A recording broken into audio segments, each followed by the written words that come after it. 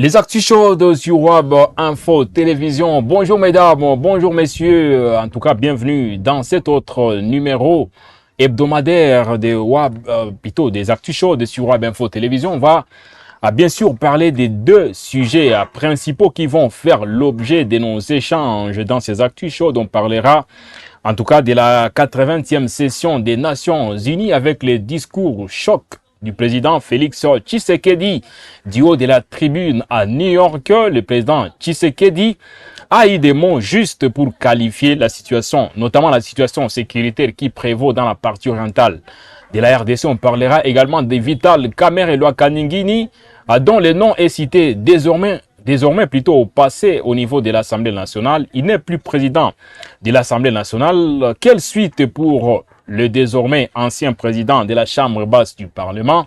On va en savoir un peu plus sur la destination probable de Vital Kamerhe dans cette tranche des actus chaudes. Dames et messieurs, en tout cas, restez branchés puisque sous peu, vous allez découvrir le casting retenu pour cette émission. Bienvenue.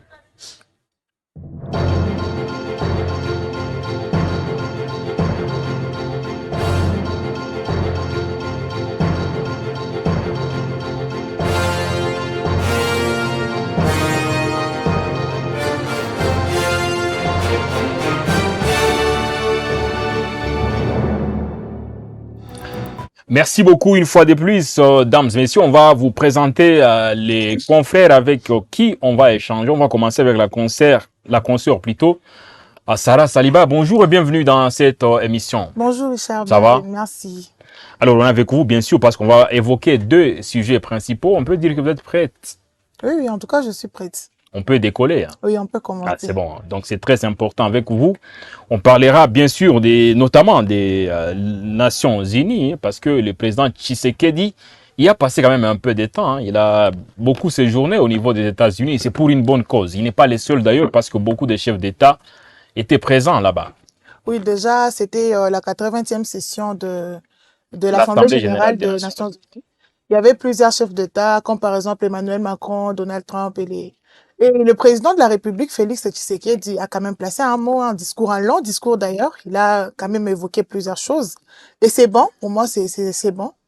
Pour vous, c'est bon. Oui. Et pour nous également, c'est bon. En fait, un peu comme d'habitude, vous allez être accompagné sur ces plateaux d'un autre confrère. Là, on parle de Jeanine Twali. Jeanine Twali qui est une figure très bien connue au niveau de cette émission. Jenny, ça va? En tout cas, ça va en tout cas, surtout comme nous retrouvons ces téléspectateurs et toute l'équipe de WAB. Plutôt Vital Kamerhe appartient à l'histoire. Bon, à l'Assemblée nationale, une fois de plus, après...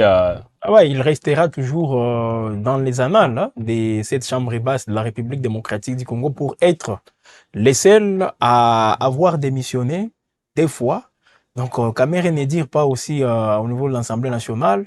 Je ne sais pas si c'est une malédiction ou soit c'est juste des couacs qui peuvent aussi intervenir dans son parcours politique, mais ça, il reste tout de même une figure aussi des proues en politique congolaise. Il est maudit? Bon, je ne peux pas le dire, je ne peux pas en tout cas affirmer s'il est maudit ou pas, mais il y a aussi des turbulences qui sont dans la politique et des fois Vital Kamerhe a été ravagé par il est toujours ravagé, il ne résiste pas à ça, mais c'est quelqu'un qui peut revenir, qui peut rebondir, donc ne soyez pas surpris de les voir jouer un autre rôle, comme Tshisekedi lui-même l'a toujours dit. Les pacificateurs.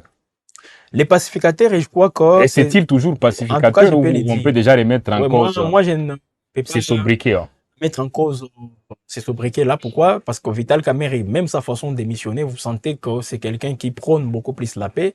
Il était même prêt, j'ai vu dans l'hémicycle, il était là en train de faire des accolades, même avec ceux-là qui sont en train de vouloir, qui voulaient, voilà, les voir quitter les perchoirs. Alors, donc, il est cool avec tout le monde. Je ne peux pas dire s'il est fait par hypocrisie, mais c'est quelqu'un qui est aussi fair play. Il accepte facilement.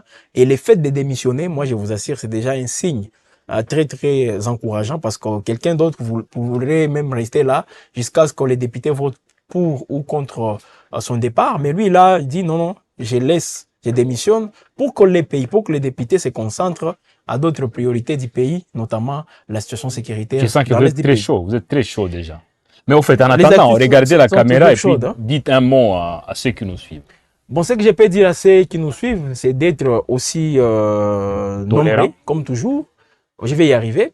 Qu'ils soient tout d'abord nombreux et avec un esprit patriotique. Donc, intervenez, nous sommes là. Donc, c'est un échange entre vous et nous. C'est pas justement nous qui sommes sur ces plateaux. Vous aussi, vous pouvez intervenir. Écrivez-nous.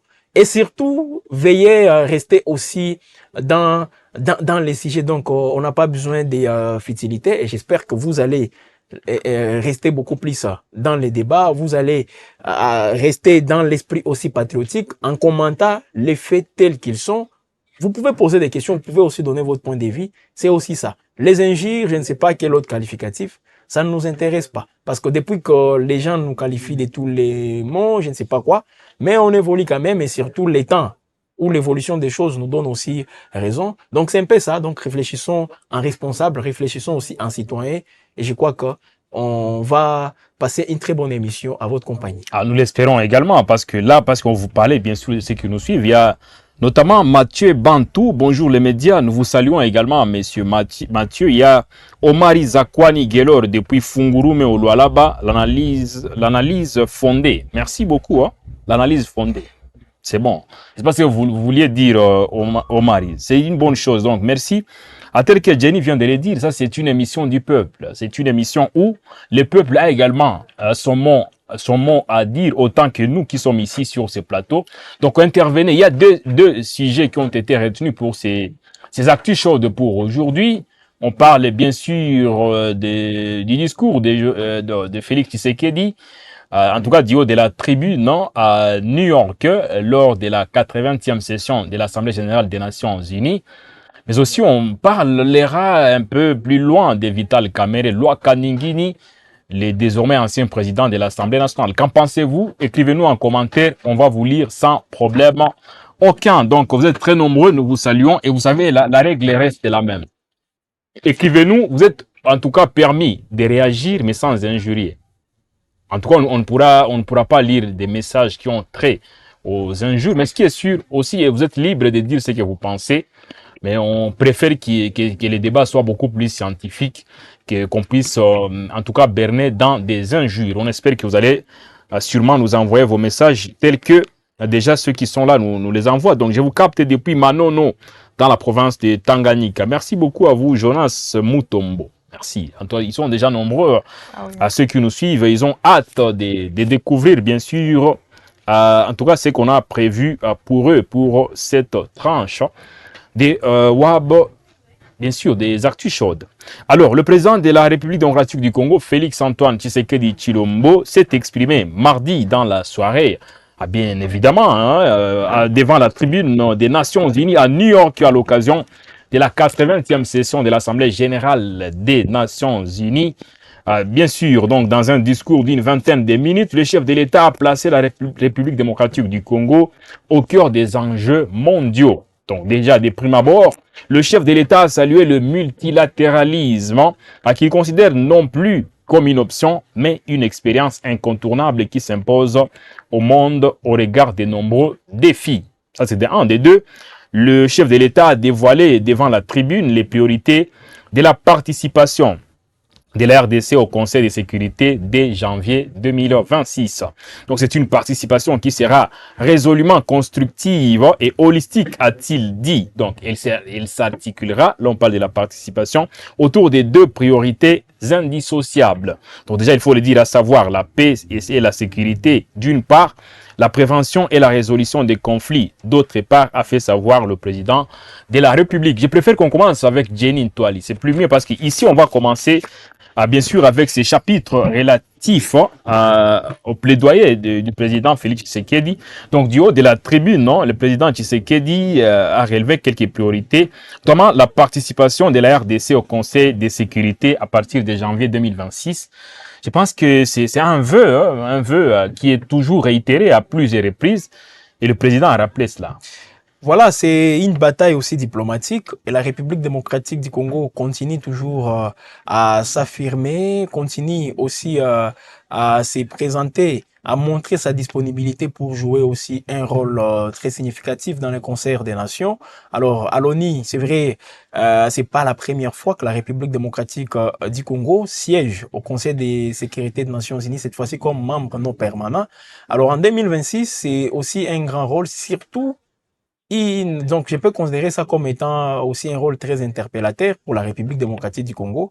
Est-ce qu'on sera à la hauteur? Je pense qu'on peut être à la hauteur si, une fois, on y met toujours du sérieux. Parce que là, on ne peut pas juste être là pour figurer. Il faut que la République démocratique du Congo aussi participe de manière, là, c'est pas direct, mais indirect quand même, aux différentes décisions. C'est vrai, les pays qui ont les droits de veto, les 5 pays membres de l'ONU seront là, et derrière, sont là, ça sera maintenant les 15 membres non permanents.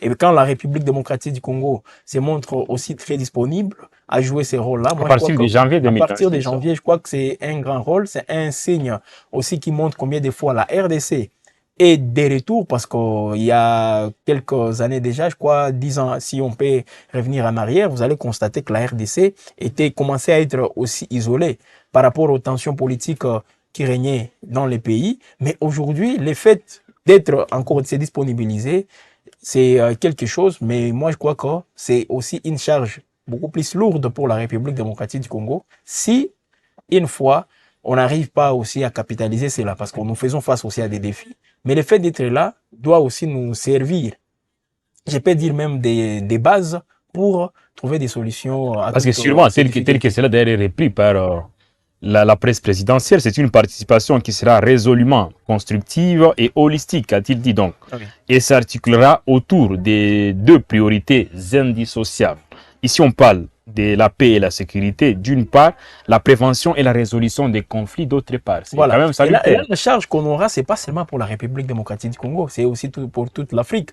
Parce que les sièges qu'on va occuper, c'est pour le compte de l'Afrique.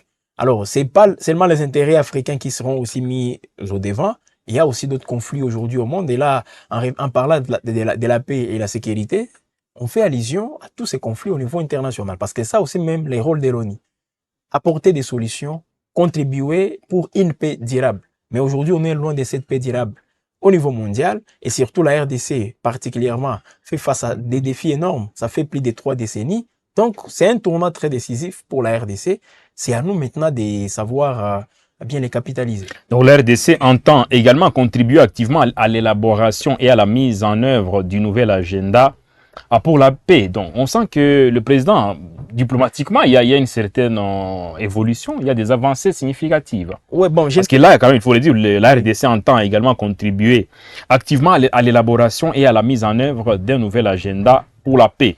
Et d'ailleurs, il n'y a pas que ça. Donc, la RDC entend également placer au cœur du débat la gouvernance exemplaire de ces minerais stratégiques afin d'en garantir l'exploitation dans le respect des principes de développement rural, voilà, et puis de la souveraineté économique et du bien-être des populations. Et là, très important. On aura du pain sur la planche. C'est vrai, nous encourageons le fait de mettre les pays, donc de positionner la République démocratique du Congo à des postes aussi stratégiques.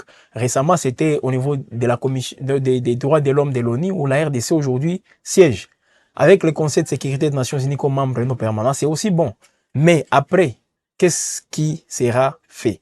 Alors, je ne peux pas dire que la RDC ne mérite pas. La RDC mérite, justement par rapport à son positionnement stratégique. La RDC, je peux dire, elle mérite.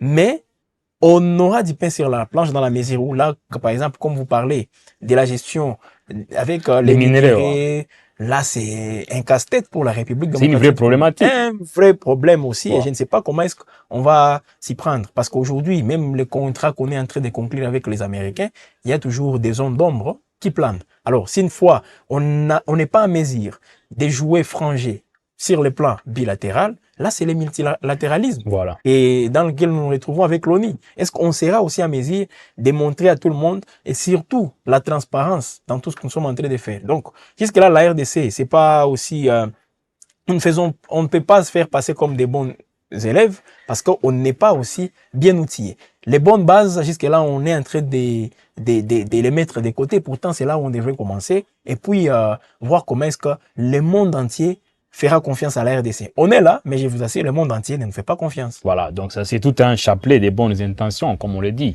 Et on espère pouvoir quand même en bénéficier. Vous qui nous prenez émission en cours, on vous rappelle que ce sont les actus chaudes sur Web Info à télévision. Ce sont des actus chaudes, bien évidemment. Et puis, vous voulez intervenir, nous sommes en train de décortiquer les discours du président de la République démocratique du Congo, Félix Tshisekedi, du haut de la tribune au niveau des Nations Unies lors de la 80e session de l'Assemblée générale des Nations Unies. Qu'est-ce que vous pensez de ces discours du président de la République?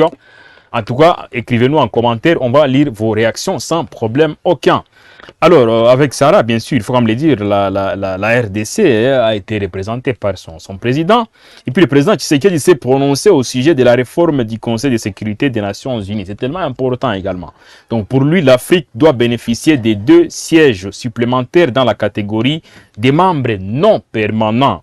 Donc, et 2 sièges dans celle des membres permanents avec les mêmes droits, y compris les droits de veto, les mêmes privilèges et les mêmes obligations que les membres permanents actuels. Il faut comme le dire, oui, parce que il faut comme dire, forte de ces 54 États, donc et plus de 1,2 milliard d'habitants, l'Afrique ne saurait demeurer en marge des décisions qui épargnent la paix et la sécurité internationale, a soutenu le chef de l'État. C'est un discours hyper important. L'Afrique est restée très loin quand même des sièges de prise de décision, ce qui n'est pas normal parce que déjà l'Afrique pèse plus de 1,2 milliard d'habitants sur 8 milliards, je pense. Oui.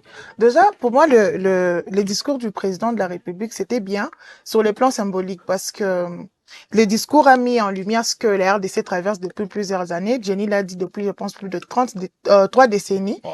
Et ça, c'est quelque chose de bien parce qu'au moins, nous sommes représentés à l'échelle mondiale. Au moins, la communauté mondiale est au courant de ce qui se passe en RDC. Et ce qui m'a beaucoup plus touché, c'est qu'il a qualifié des génocides silencieux. On va parler un peu après, bien sûr, de la situation sécuritaire qu'il a pu décrire. Voilà. En sa manière, un peu comme d'habitude. Comme Jenny vient de le dire, les autres États ne nous font pas confiance, ne fait pas confiance à la RDC parce que la RDC, c'est des discours, mais il n'y a jamais eu de solutions qui sont tellement concrètes. Donc, il n'y a pas vraiment l'investigation de nos chefs, de ministres, de tout le monde sur le terrain pour chercher une solution. Et là, je pense que ce serait un peu difficile en disant que c'est un plan qu'on va commencer en janvier 2026. Et là, en tout cas, personnellement, je n'ai pas confiance. Tshisekedi n'a pas parlé que de l'RDC, il a parlé de l'Afrique et il pense que l'Afrique a été sous-estimée pendant plusieurs années, surtout au niveau des Nations Unies. Et pour lui, quand même, il faut que l'Afrique se rapproche avec au moins 2 sièges, avec presque les mêmes intérêts, les mêmes droits que des pays comme ceux, notamment, qui ont des droits de veto. On parle des États-Unis d'Amérique, notamment. Oui, déjà, quand il parlait de l'Afrique, mais il faisait beaucoup plus allusion à son pays, la RDC. Donc, il était en train de mettre en avant son pays, mais il généralisait ça en Afrique parce que la RDC est en Afrique. C'est ça, je pense que c'est ça. Bien sûr, c'est tellement important qu'on puisse parler sûrement de ces discours du président. À Félix-Antoine Tshisekedi, à Tshilombo, qui s'est prononcé également sur les réformes, ou sur la réforme du Conseil de sécurité des Nations Unies. Donc, Jenny, c'est tellement important. Donc, pour le président Tshisekedi, l'Afrique doit bénéficier des 2 sièges supplémentaires dans la catégorie des membres non permanents, bien sûr avec les mêmes droits, y compris les droits de veto. En tout cas, les mêmes privilèges et les mêmes obligations que les membres permanents actuels. Oui, sur ce point, je suis d'accord avec Sarah quand elle parle d'un discours symbolique. Oui. C'est bon que le président Félix Tshisekedi qui se présente comme le porte-parole de toute l'Afrique, c'est bon.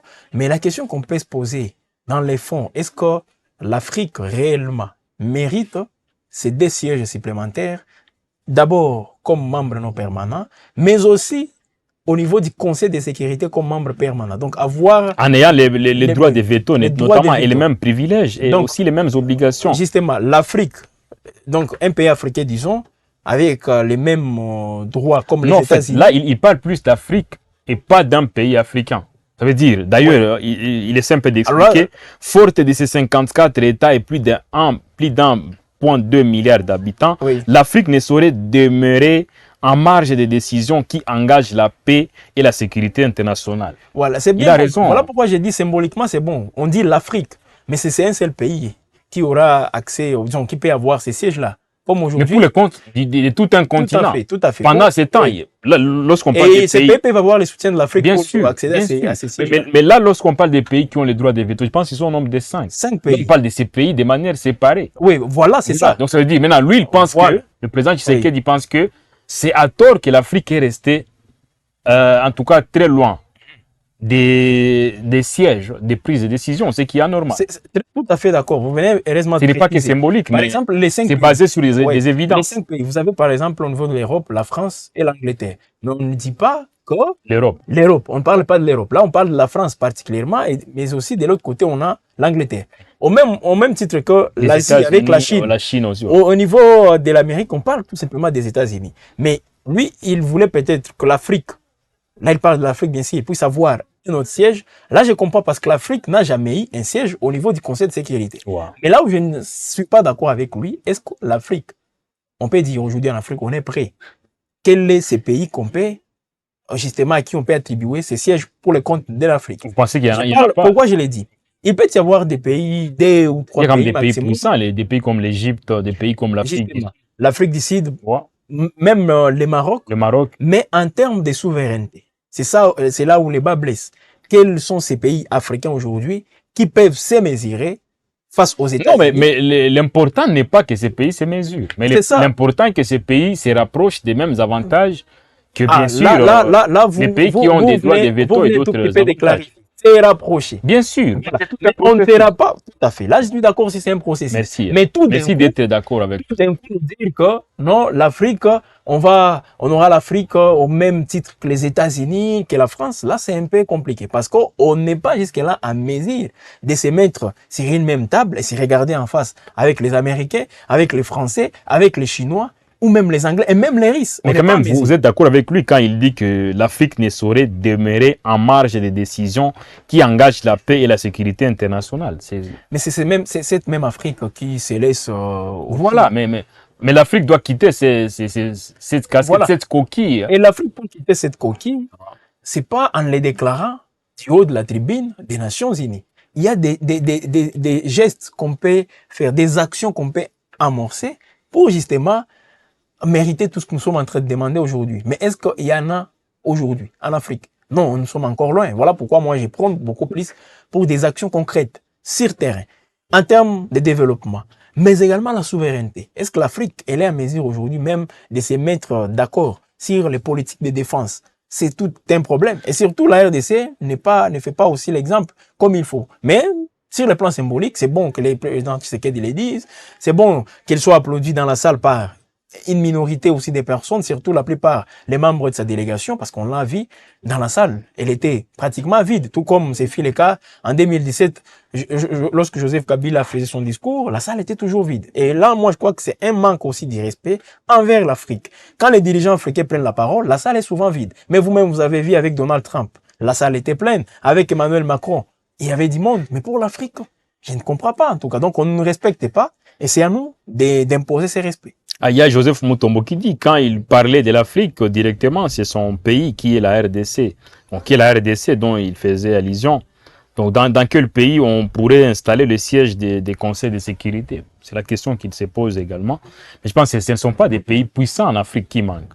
Malheureusement, depuis un moment, on se rend compte qu'au niveau mondial, on essaie un peu d'avoir une certaine connotation péjorative lorsqu'on parle du continent africain.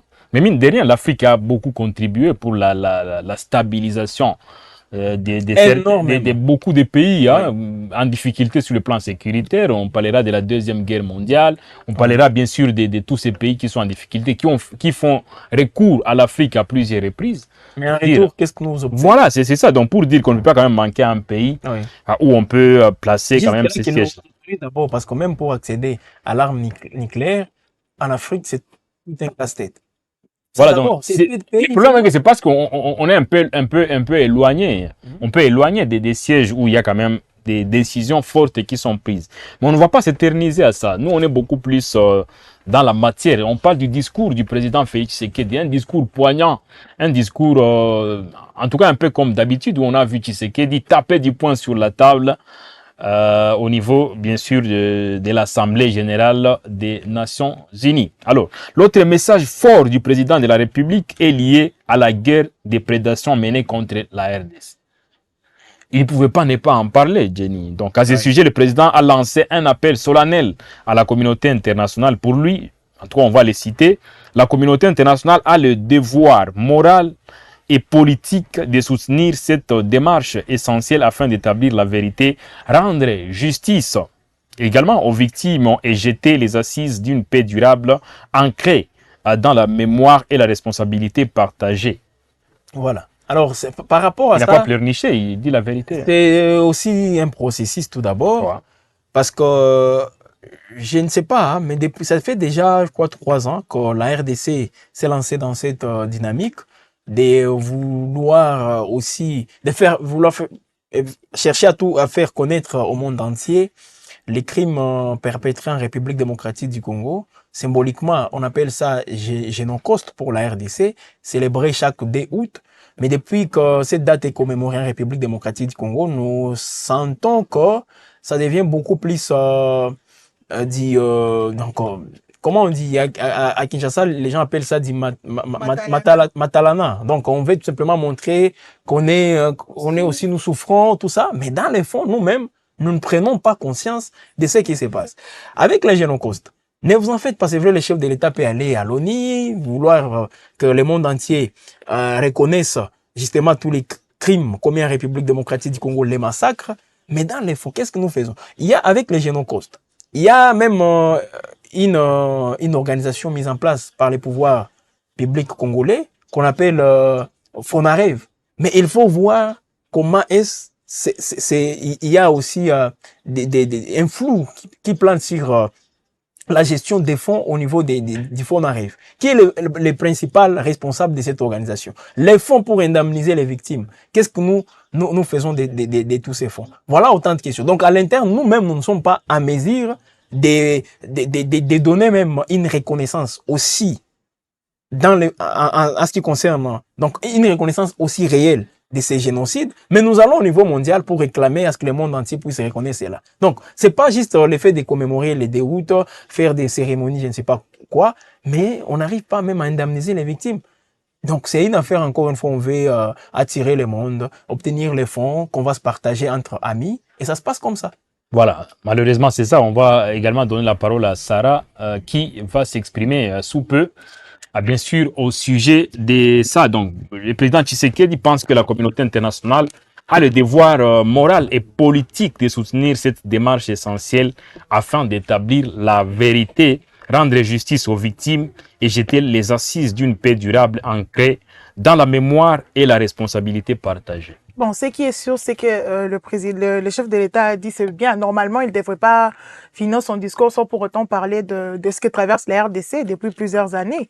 Mais lorsqu'il dit que le monde entier a le devoir moral, oui, c'est vrai, on doit nous soutenir. Et politique, de soutenir cette démarche. Parce que plusieurs présidents, plusieurs chefs de l'État ont parlé sur ce point-là. Emmanuel Macron en a parlé, il a dit que non, nous devons avoir de la compassion, quelque chose du genre.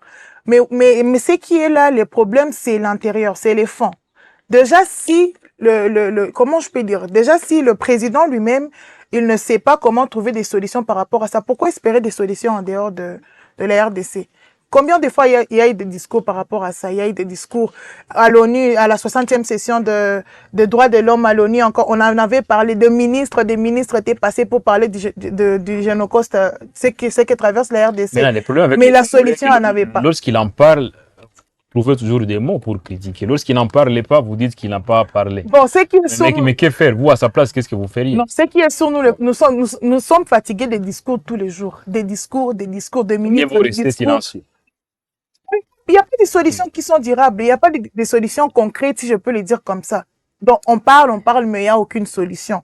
Et là, oui, c'est un appel clair à la communauté mondiale. Comme Jenny l'a dit, Matala. Non, on est en train de vouloir, pas dramatiser dans le sens, dans le mauvais sens, dans le sens négatif, mais quand même, ils sont en train de quémander des fonds pour nous donner de l'argent et qui vont se partager là-bas alors que les gens de l'Est n'auront absolument rien. Voilà, donc, les chefs de l'État n'ont pas également raté l'occasion de présenter son plaidoyer, toujours plaidoyer pour la reconnaissance du génocide congolais dont les preuves sont évidentes. Ça veut dire, ici on doit le dire, les Nations Unies elles-mêmes, à travers le rapport mapping, ont documenté l'ampleur des atrocités. Donc ce n'est pas seulement un conflit, c'est un génocide silencieux qui frappe le peuple congolais depuis plus de 30 ans, a dit le président Félix Tshisekedi.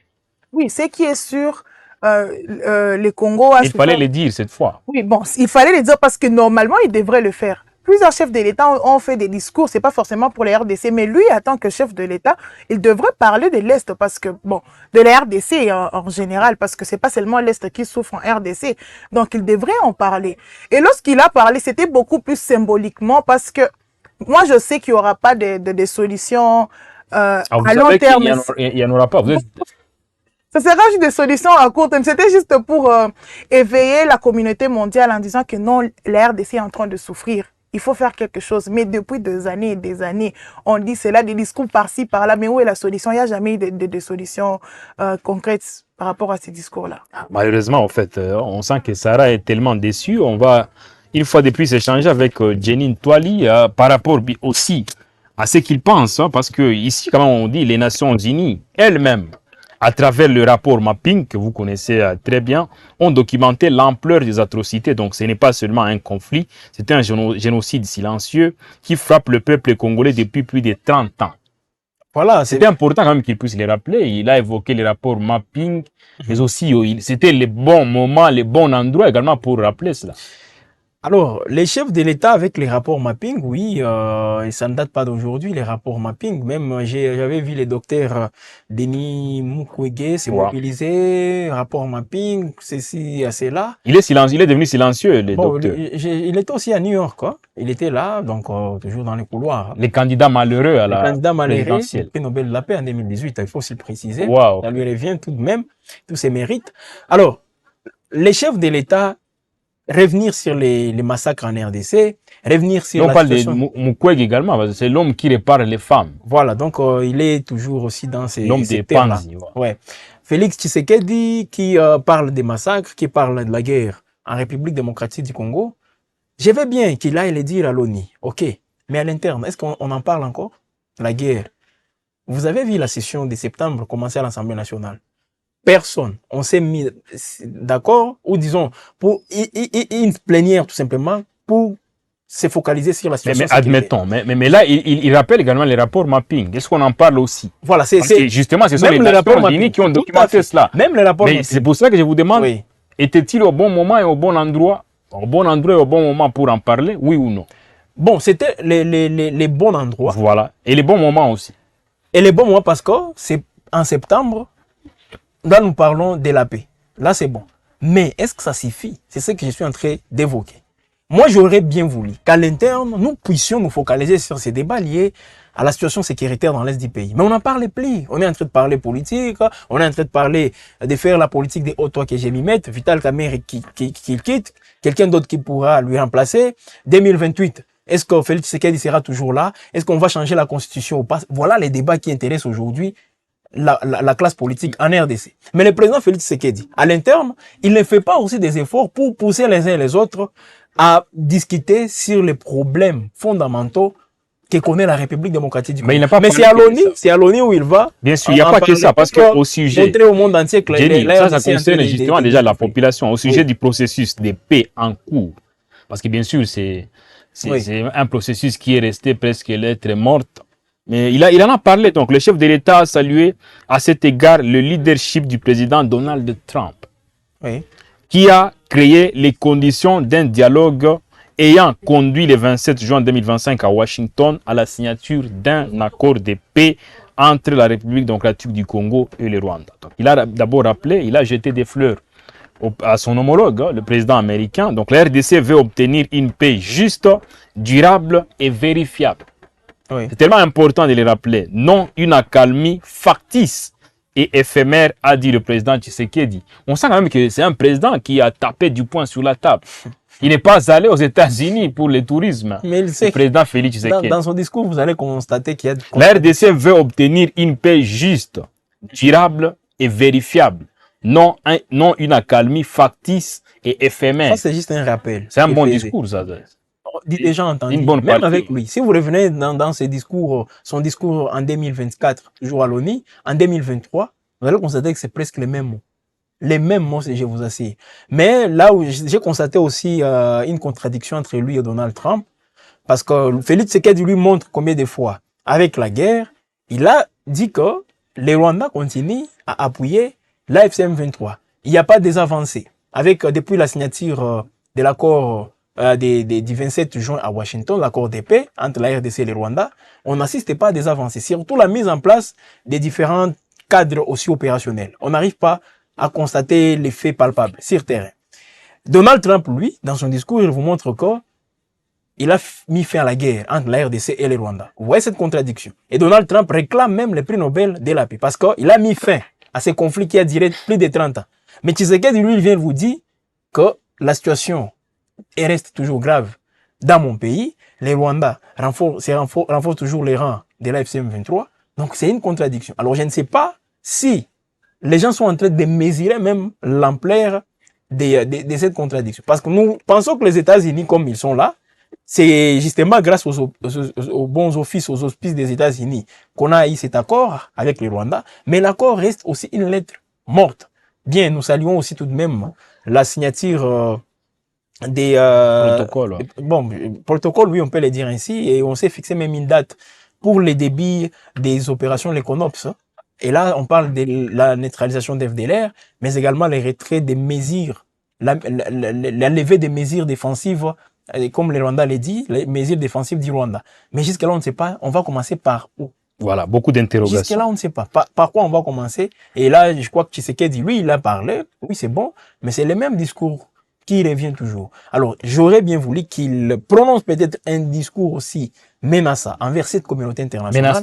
Menaçant, j'ai dit bien, envers cette communauté internationale pour qu'enfin, elle puisse prendre des mesures qui s'imposent. Qu'elle puisse peut-être aussi essayer un peu d'imposer à toutes les parties le respect des différents engagements. Si c'est la RDC qui viole, que la RDC soit sanctionnée. Et puis, vous parlez des discours menaçants. On se souviendra toujours de ce discours de Kadhafi à l'époque. Il avait même jeté les papiers de son discours. Oui. Oui, il avait même jeté Kadhafi. Ne peut pas rester toujours dans le respect protocolaire. À un certain moment, il faut briser même tout ce qui s'est fait. Il faut menacer. Il faut menacer ces gens-là. Parce que si la RDC commet des erreurs, ne vous en faites pas, on sera menacé par des sanctions. Et même vont nous sanctionner. Mais si nous n'arrivons pas à prendre des mesures, mais ces gens ne vont pas nous respecter. Voilà pourquoi on peut même faire des discours 10 ans après. Vous allez voir l'Afrique tout entière n'aura pas même un siège dans ce Conseil de sécurité des Nations Unies comme membre non permanent. Membre permanent. Vous refusez qu'on puisse donner la parole à ceux qui nous suivent. Voilà, c'est très important. C'est participatif. Vous êtes contre ceux qui nous suivent. C'est participatif. Moi, j'ai dit, c'est que... Vous êtes en colère. Nous, on doit lire des réactions. Non, je ne suis pas en colère. Je suis plutôt en train de faire les réactions. En tout cas, je vous en prie. C'est bon. Merci beaucoup à vous qui nous suivez. En tout cas, vous êtes nombreux, vous qui nous suivez à pareil instant. Nous parlons de ces discours du président Tshisekedi. Et puis, la deuxième partie sera consacrée à son allié. Là, on parle de Vital Kamerhe. En tout cas, ce sera chaud également pour cette deuxième partie parce qu'on est en train d'achever la première partie pour amorcer, en tout cas, la seconde partie. Et ce sera vraiment chaud comme d'habitude. Donc, il y a Nadine Saliba. Je ne sais pas si elle a des liens avec Sarah. Coucou, en fait, nous saluons également Nadine. Il y a Guélor Omari. Sarah a totalement raison. Il y a apparemment, ce sont les membres sympathisants, comme on le dit, les fans. De Sarah. Donc. La fondation Sarah Saliba. Voilà. Et puis il y a David Kafunda. Après 5 ans, le chef de l'État va rejoindre les M23. Alors, c'est ce qu'il dit. Bon, mais quand il y a toujours des messages surprenants. Il y a des génies qui nous suivent. Même pour filtrer ça, c'est difficile. Voilà, mais quand même, c'est intéressant, en fait. C'est intéressant. Et voilà. Alors, il faut quand même le rappeler avant qu'on puisse redonner la parole à Sarah. Le président n'est pas aux États-Unis pour ces discours-là, parce que quand même, il en a profité pour avoir d'autres activités. Notamment, il a rencontré le président Emmanuel Macron de la France, qui lui a promis quand même d'organiser une grande conférence à Paris. Donc, une grande conférence internationale à Paris. Ce sera au mois d'octobre prochain sur la situation humanitaire dans la région des Grands Lacs. Là, on parle d'Emmanuel Macron. Il a eu un tête-à-tête avec le président Tshisekedi à New York. Sûrement, ils ont échangé, bien sûr. Et puis, son homologue lui a promis une grande, là je précise bien, une grande conférence internationale à Paris sur la situation humanitaire dans la région des Grands Lacs. Une fois de plus, un plaidoyer réussi pour le président Tshisekedi. Comment ça? Ce n'est que des discours. Une grande... S'il vous plaît, on parle une conférence... Une grande, il faut préciser. Bon, okay, une grande conférence internationale. Une conférence internationale. Et là, c'est sur l'aspect humanitaire. Ouais, dans la région des Grands Lacs. Dans la région des Grands Lacs. Donc, ce n'est pas seulement la RDC. Ouais. Par là, de la région des Grands Lacs, on voit tous ces déplacés éparpillés partout. Ils sont là. Qui ont toujours besoin justement de toutes ces aides humanitaires. Mais là, encore une fois, vous allez voir, il y aura des organisations qui vont naître, il y aura des financements qui vont tomber et les gens vont se partager cet argent entre eux, comme toujours. Et les bénéfices, les victimes directes seront encore une fois abandonnées. C'est toujours ça. Donc moi, j'aurais bien voulu que nous passions quand même à des actions beaucoup plus concrètes. Oui, l'aspect humanitaire, il ne faut pas aussi l'écarter. Mais la France, comme elle est là, détenant aussi les droits des vétos, mais est-ce que la France, vous le sentez aussi peser dans ces concerts de nations, dans ces conseils de sécurité, pour parler, pour porter haut la voix de la République démocratique du Congo? Mais non, c'est donc des discours pour, comme Emmanuel Macron trouve de la sympathie envers les Congolais puissent encore l'aimer, l'applaudir. C'est juste ça. Donc, il a été à Bandal il y a quelques années, quelques mois, avec Fali Ipupa, on se souviendra. Ça veut dire que c'est un ami du Congo. Bon, pas ami du Congo, mais c'est quelqu'un qui veut toujours se rapprocher des peuples, surtout les Africains. Surtout, comme vous le savez, la France est en ballottage très défavorable en Afrique, avec tout ce qu'elle est entrée, son influence qu'elle est en train de perdre son influence au niveau de l'Afrique de l'Ouest, et pourtant c'est là où la France avait une mainmise. Mais aujourd'hui, elle est plutôt en train d'orienter son influence au niveau de l'Afrique centrale, avec la République démocratique du Congo, même avec la République centrafricaine, ça ne marche toujours pas. C'est avec les Gabons, apparemment. Même avec, bon, les Gabons, juste un peu, le Congo à Brazzaville, le Cameroun. Donc la France veut regarder une mainmise en Afrique centrale parce qu'elle est en train de perdre lamentablement au niveau de l'Afrique de l'Ouest. Donc c'est un peu ça pour la France. C'est aussi des intérêts qu'elle est en train de viser. Peut-être pour chuter, vous avez été satisfait à combien de pourcents du discours du président Tshisekedi? Bon, je ne sais pas si il faut aussi le dire. Bon, je peux dire, il n'a pas été aussi nul. Comme il n'y a pas eu beaucoup de nouveautés, satisfaction à 25%. 25% de satisfaction, c'est quand même quelque chose. Merci beaucoup. On va quand même aussi donner la parole à Sarah. Assurément pour aussi qu'elle place un mot, parce qu'en marge de l'organisation de la 80e session de l'Assemblée générale des Nations Unies, le président Tshisekedi a rencontré plusieurs personnalités, dont le président français Emmanuel Macron. En fait, on a parlé de cette grande conférence internationale en projection. Ce sera à Paris, en France, sur la situation humanitaire dans la région des Grands Lacs. Bon, comme je l'ai dit... Vous êtes prête à y aller? Là-bas? Ouais. Bon, si possible, si oui, mais je trouve que même si on fait cette conférence-là, bon, espérons qu'on aura de solutions qui seront vraiment palpables, parce que ce n'est pas la première fois, bon, pas forcément une conférence, mais ce n'est pas la première fois qu'on dit ça. J'ai déjà entendu. Bon, oui. Et ce que j'ai beaucoup plus apprécié, ce que le Emmanuel Macron, le président de la France, a dit, c'est le respect de la souveraineté et l'intégrité territoriale. Dans son discours. Dans son discours, c'est ce qu'il a dit. Surtout le peuple du Kivu qui est vraiment frappé par ces conflits. En tout cas, ça, j'ai vraiment apprécié, parce que je pense que c'est la première fois qu'il place un mot aussi fort. Hein? C'est l'une des premières. Voilà, c'est la première fois, je crois, qu'il place vraiment un mot aussi fort. Mais concernant la conférence qu'il a dit qu'il va organiser pour la population du Grand Lac et tout, bon, c'est une bonne idée, mais il y a une portion d'intérêt. Je ne sais pas c'est quoi exactement, mais je pense très bien qu'il y a une portion d'intérêt là-dedans, parce que c'est pas pour rien. Ce n'est pas pour rien. Je ne sais pas si c'est parce que les Congos souffrent énormément, on parle trop du Congo par-ci, par-là, qu'il veut aussi montrer qu'il est vraiment compatissant envers nous. Il montre que c'est un président qui... Vous pensez qu'il y a de l'hypocrisie? Voilà. Un tout petit peu d'hypocrisie. Parce que, plusieurs présidents en parlent, et lorsque lui, il a opté pour une conférence, pour organisée en faveur de la population de Grand Lac. Non, il y a juste une petite portion d'hypocrisie pour montrer que lui aussi, hein, il a la compassion envers nous qui sommes à l'Est. Donc, pour montrer que c'est un bon président, il est aussi touché par ce qui se passe à l'Est, il est aussi touché par ce qui traverse la RDC. Bon, je pense que c'est ça. Et puis, vous aussi satisfaites à combien de pourcents? Je pense que même le président a fait un très bon discours, le président Tshisekedi. Bon, il fait toujours des très bons discours. En tout cas, côté écrit des discours. Là, on parle des discours. Les discours, son discours, vous les cotez à combien de pourcents? Bon, 80? 80? Ouais, pourquoi pas? Je pense 49-50%. Moi, quand même, je suis un tout petit peu satisfaite de ce qu'il a dit, surtout ce qu'il a qualifié du génocide. En tout cas, ça m'a vraiment touché. Merci beaucoup, 49 ou 50%. C'est bon, en fait. Moi, je lui colle 55%. Alors, c'est bon, si on fait la moyenne, il a quand même 50% et c'est une très bonne chose. Merci beaucoup au président Tshisekedi, surtout pour tous les efforts qu'il ne cesse de consentir pour retrouver la paix. Ça n'a jamais été facile d'être président, surtout en Afrique, dans un contexte où les bas blessent un peu partout. C'est tellement compliqué. Voilà. On va garder Sarah pour aborder déjà le deuxième sujet, Vital Kamerhe. Une fois de plus, l'homme natif de Bukavu n'a passé que une année, 3 mois et 29 jours à la tête de l'Assemblée nationale. L'élu de Walungu. Bon, déjà... De Bukavu, beaucoup plus. Voilà. Déjà, il a démissionné.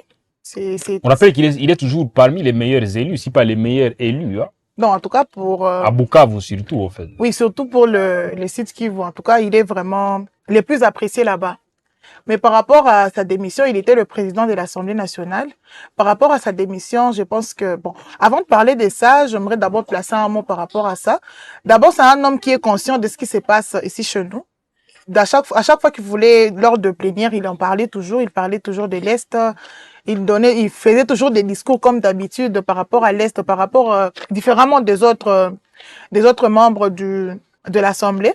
En tout cas, lui, c'était quelqu'un qui était conscient de ce qui s'est passé vraiment à l'Est. Et par rapport à sa démission, je pense qu'il a démissionné. Vous regrettez son départ? Pas tellement. Pas tellement parce que son départ est mal qualifié parce que avec beaucoup de problèmes, c'était beaucoup plus pour apaiser les tensions qu'il y avait à l'Assemblée nationale. C'est pourquoi je pense qu'il a démissionné. Il est conscient, il se disait non, j'ai mal géré certaines choses, alors il faut falloir que je parte. Et je pense que il a raison de partir. Il part, mais quand même moins de 2 ans après, au fait. J'essaie un peu d'analyser, au fait. Je me suis rendu compte que Vital Kamerhe, sa longévité est toujours remise en cause. À part peut-être au niveau de son parti politique. Mais partout où il est placé, il y passe moins de 3 ans. Je pense que ça varie entre une année et 2 ans et demi. Bon, je pense que c'est à cause de la mauvaise gestion de certaines choses. Non, il ne sait pas gérer de choses. Par exemple, on nous donne un rôle, on lui a donné il était à la tête de l'Assemblée nationale, mais malheureusement, il a mal géré. Il y a eu des pétitions par-ci, par-là. Alors, non, je ne sais pas si c'est un problème qui est spirituel ou quoi. Peut-être. C'est spirituel. On va sûrement bientôt écouter Jenny Toali qui va également placer un mot par rapport à Vital Kamerhe. Maintenant, par rapport au deuxième sujet, vous qui nous suivez, que pensez-vous de la démission actée de Vital Kamerhe? Vital Kamerhe n'est plus officiellement président de l'Assemblée nationale. Qu'en pensez-vous? Écrivez-nous en commentaire, on va vous lire sans problème aucun. Le pacificateur est tombé, on a commencé à le dire, Jenny. Quand même, c'est une année, 3 mois et 29 jours. Bon, alors c'est vrai, je viens de vous écouter. Restez beaucoup plus dans vous questionner sur la longévité qui n'est pas aussi chose facile pour Vital Kamerhe, mais il faut se poser de questions pourquoi il n'arrive pas aussi à passer une longue période ou disons à dire à la tête d'une institution, à la tête aussi d'un service étatique. Pourquoi? On rappelle qu'il a été cueilli à Chouo lorsqu'il a été promu directeur des cabinets du chef de l'État. Oui. On se souviendra de ces fameux procès de 100 jours. Oui. Avec en tout cas tout ce qui s'est passé de ces côtés-là. Et puis un peu après, il a été ministre de l'économie nationale et aussi vice-premier ministre. Il a passé un peu de temps. Il a préféré plus le Parlement. Il est allé à la Chambre basse. Il n'y passe qu'une année, 3 mois et 29 jours. Voilà, c'est ce que je voulais dire. Parce que vous savez, dans une société, dans un groupe, il y a des points sur lesquels les gens n'arrivent pas à se mettre d'accord. C'est tout à fait normal. Oui, c'est tout à fait normal, mais dans la politique, il y a des choses qui ne pardonnent pas. Alors, je crois que Vital Kamerhe, c'est toujours, souvent, il se retrouve opposé, par exemple, à un pouvoir quelconque, et ça lui, ça l'empêche justement à continuer à gérer,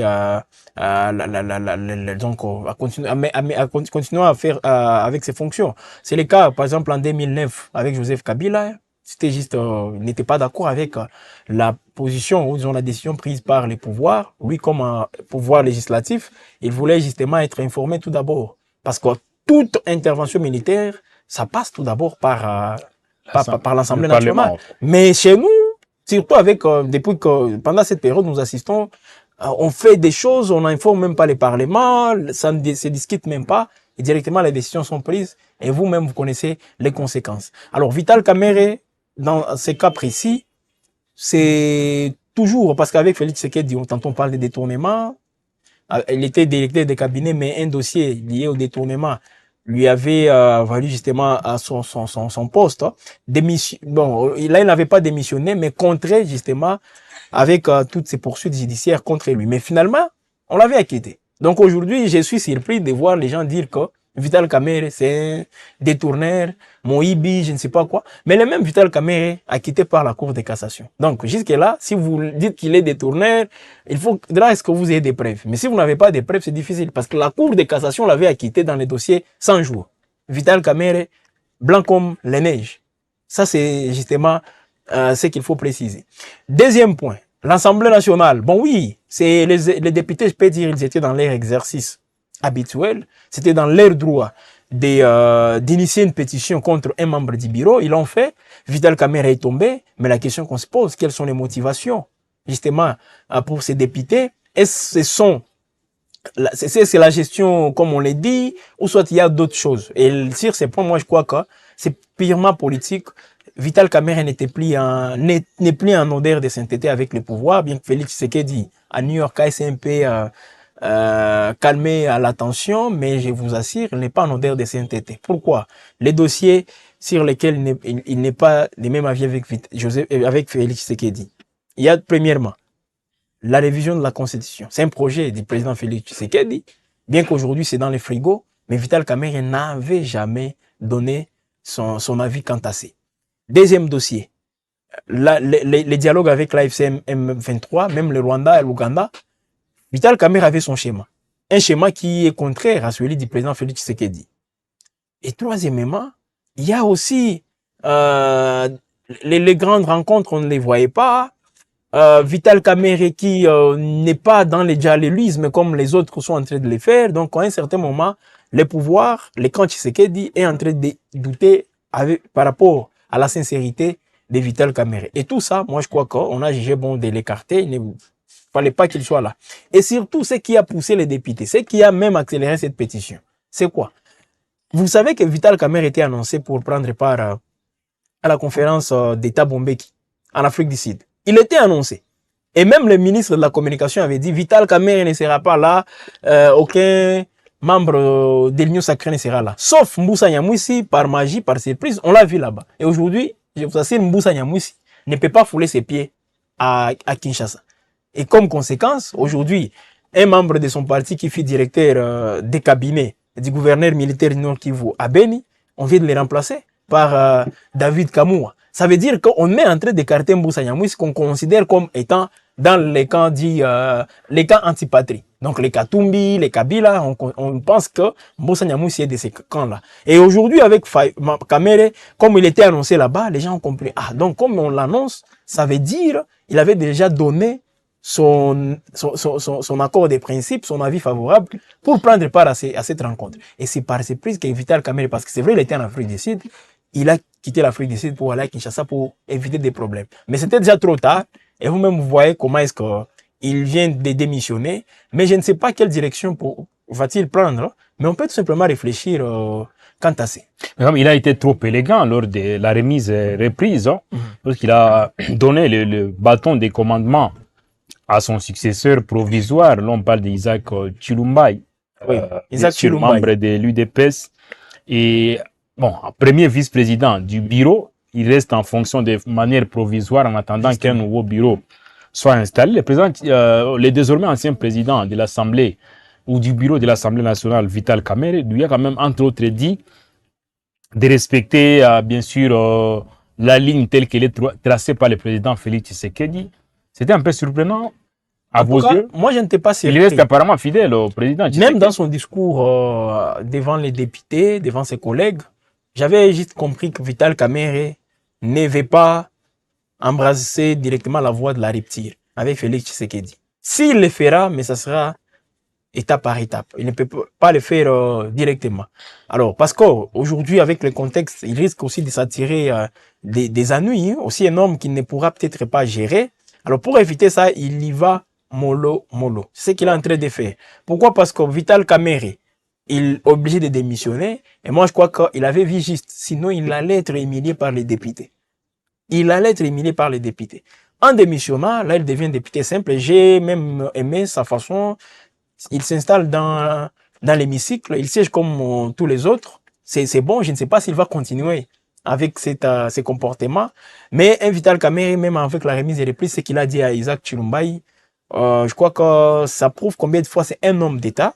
Oui, il quitte sportivement, mais il dit à son successeur, de manière provisoire, de rester dans la ligne droite tracée par le président Félix Tshisekedi. Ça veut dire que Vital Kamerhe, on peut dire tout ce que nous voulons, mais il sait lui-même qu'avec Félix Tshisekedi, c'est vrai, il peut encore rebondir, tout comme il peut rebondir aussi dans l'opposition.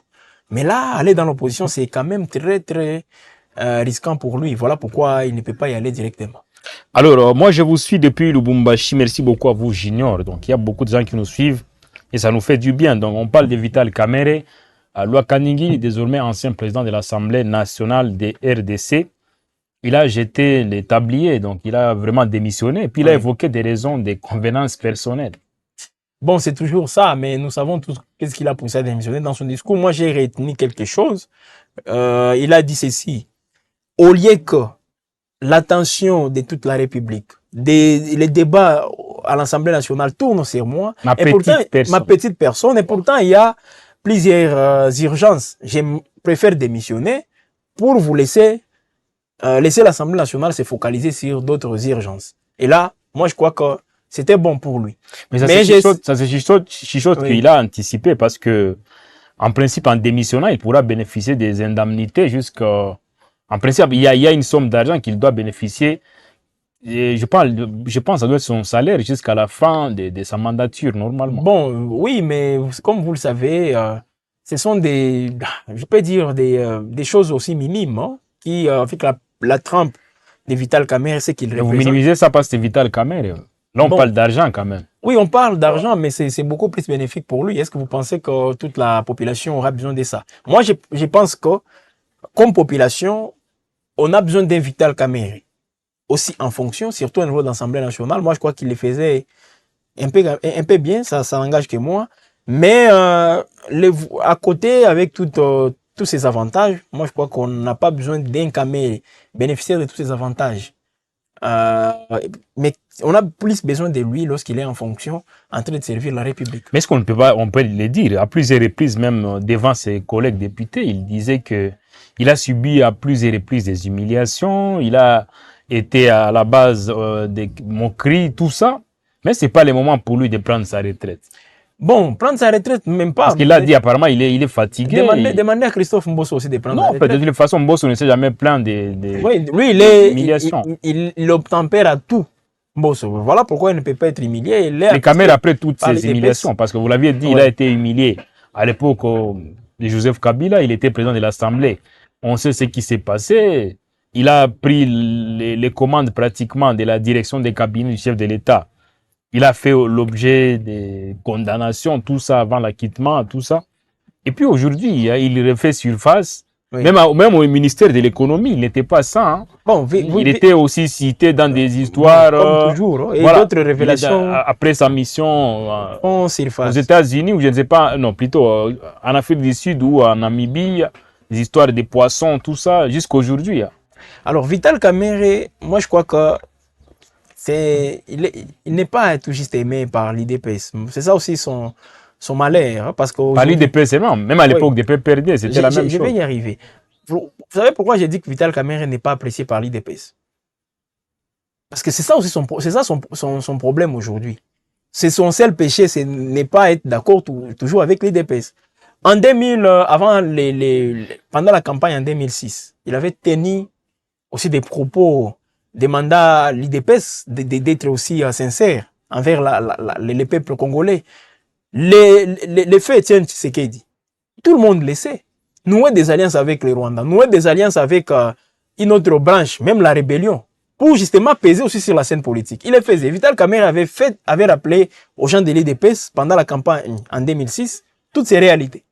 Et c'est là où remonte justement cette haine, justement IDPsienne envers Vital Kamerhe.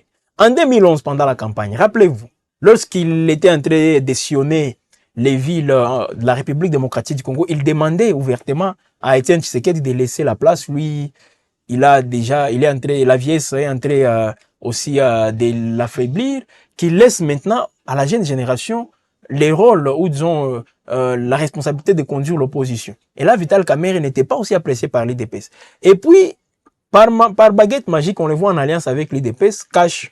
Mais moi, je crois que cette alliance n'allait pas aussi durer longtemps. Alors, je ne peux pas dire qu'ils se sont séparés, ils sont toujours ensemble, mais avec une hypocrisie aussi à outrance. Directeur de cabinet, mais tout le monde les regardait toujours, les faits et gestes de Kamerhe. Il commet une petite erreur, directement, on les met quelque part. Est-ce qu'il est laissé bon par rapport au détournement, comme on l'a dit? Mais on a des gens qui sont aujourd'hui protégés par le président Félix Tshisekedi. À l'occurrence, Nicolas Kazadi. On parle d'une affaire aussi des millions, plus que même les 57 millions de Kamerhe. Mais il n'est pas inquiété, protégé par Tshisekedi. Donc, si Vital Kamerhe, il y avait une sincérité dans leur alliance avec Tshisekedi, on ne serait même pas à ce niveau-là. Donc, on veut aussi justement l'écarter, mais bon, peut-être il pourra toujours rebondir. C'est un peu ça. Ah, on l'espère bien, en fait. Malheureusement pour le président, l'ancien président de l'Assemblée nationale, mais il reste quand même président de l'UNC. Alors, on est presque à la fin avec vous. Il faut quand même le dire, Jenny. Vous êtes déçu, apparemment. Vous êtes déçu de la tournure des événements à l'Assemblée nationale. Je ne suis pas déçu. Parce que Vital Kamerhe, vous le soutenez? Avec l'IDPS, il faut s'attendre à tout. La question, vous soutenez Vital Kamerhe? Je ne soutiens pas Vital Kamerhe. Vous êtes déçu quand même? Je ne suis pas aussi déçu. Je ne fais qu'observer tout ce qui se passe. Mais je me pose la question, quel est l'intérêt du peuple dans tout ça? Est-ce qu'on avait besoin du départ de Vital Kamerhe? Non. Mais plutôt avec cette stabilité dans les institutions, même le président Félix Tshisekedi a besoin de cette stabilité. Aujourd'hui, nous rentrons encore en arrière. Qu'est-ce qui va se passer à l'Assemblée nationale? D'abord, il faut convoquer la plénière, il faut élaborer un calendrier, il faut l'adopter. Et puis les élections pour les présidents, tout d'abord, parce qu'on ne va pas changer tous les bureaux. Mbosso est toujours là, Jean-Claude Chilomba est toujours là. L'élection des autres, pour les autres postes vacants, ça va intervenir d'ici là. Et puis, l'installation de ces bureaux, c'est encore des charges au trésor public. L'indemnité des sorties qu'on peut donner aux sortants, tout ça, ce sont des charges à la République. Alors, c'est vrai, la République peut-être a beaucoup de moyens, mais je crois que c'est pas prioritaire. Parce qu'aujourd'hui, avec même la question des clivages Est-Ouest, pose problème. Quelqu'un qui doit être là doit provenir de l'Est.